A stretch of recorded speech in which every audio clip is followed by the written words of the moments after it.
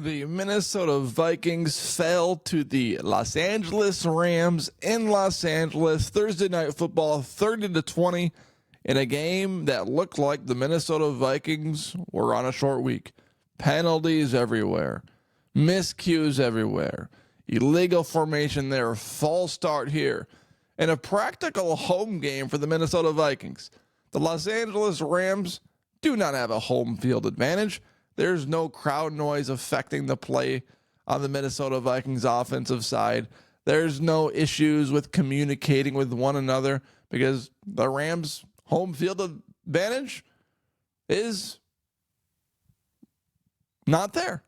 There's a word there that I'm looking for, but to describe it, it's non-existent. There's the word. I found it. And on this show, we're going to talk about the end of the game call that everyone wants to talk about this morning. Sam Darnold gets wrapped around by the face mask in front of two officials, and there is no call. Just take a look at this picture I'm about to share with you. How does an official miss this call? Look at that. It's not like there was some defenders blocking the referee's path where, is a pile up and no, it's blatant as day. And this position is the most guarded position in sports. You can't touch a quarterback. You put too much of your body weight on him. It's a 15-yard penalty. You go too low. It's a 15-yard penalty. You touch his face mask as you go by on a typical play, and it's a penalty. This guy wraps his hands around Sam Darnold, pulls him down, head torque sideways, which is the recipe or the thing that you look for in a face mask penalty, and they don't call it. They keep their flags in their pockets after they've blown the whistle the entire game. Defensive holding here, offensive holding here, DPI here, DPI there, illegal formation, false start. They had no problem being front and center of this football game. But then in the final offensive play for the Vikings, when Sam Darnold gets wrapped around, they keep their flags in their pockets when there are two officials staring at the play? Are you kidding me? After games like this, they have a sit down with the officials. And this was posted by Kevin Seifert. And it says, question.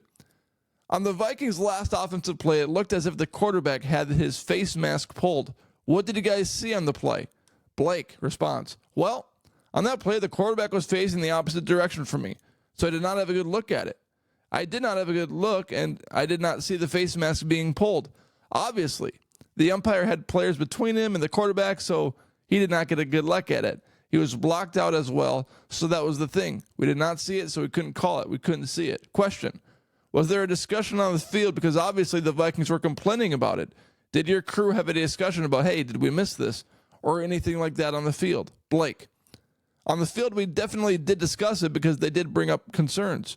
We discussed it as a crew, but we weren't able to see it on the field, so we weren't able to make that call. Question, is that play reviewable?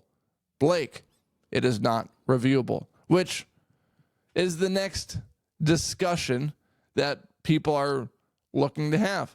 Should this call be reviewable? You don't want too many plays to be reviewable. How about the officials do their damn job and they see a quarterback's neck torquing sideways in an unnatural motion? There's already too many stoppages of play. I don't want another stoppage of play. Stoppage here, stop it. Let's have some game flow. You can't review every single thing.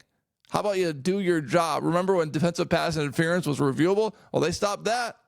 Why? Because it stopped the game flow. It ruined the game. Didn't ruin the game, but it worsened the game. That's why they stopped it. Plus, well, the good thing about the face mask penalty, though, is that there's really no debate. In DPI, OPI, defensive pass interference, and offensive pass interference, there's judgment that comes into play. Face mask penalties, there's really no judgment. So that makes it a little different than one of those penalties. But how about you just do your job and you see the call?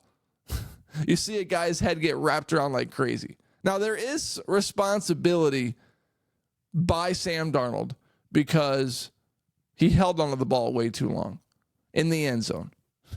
You got to get rid of the ball. Like, what are you doing? You do not hold on to the ball in your own end zone. You've got to get rid of it because you know they're coming. And Christian Darrisaw is not in the game, which means that you should be even more hypersensitive to the blitz or four-man rush from the Los Angeles Rams. So, as bad as the call was, Sam Darnold needs to own a lot of responsibility for the mistake that he made. Because in that spot, when you have a very small chance of winning anyways, and then you just give it up on one play, makes no sense. I thought this was an interesting statistic by Mike Sando at NFL on his social media. It says, with the Vikings loss, NFL teams now have a 2-28 record since 2000 when trailing by 48 points and they need a touchdown, no timeouts, 90-plus yards to go for a touchdown, and 159 to 120 left in regulation. Well, the Minnesota Vikings had under 2 minutes, and they fell in that category of that stat. The last winner to do it was Baker Mayfield when he led the Rams in 2022 Week 14. And Minnesota, we were down by 8. We had no timeouts. We had to go 98 yards. So the likelihood that the Vikings were going to win this game was slim anyways. But the officials put a little stain on it. They put a little salt on the wound because that was a terrible, terrible officiating job at the end of the game. And people are letting him know. That's for sure. And it was also a terrible job by Sam Darnold of being aware and having his sense in the pocket. Thank you for watching and for listening.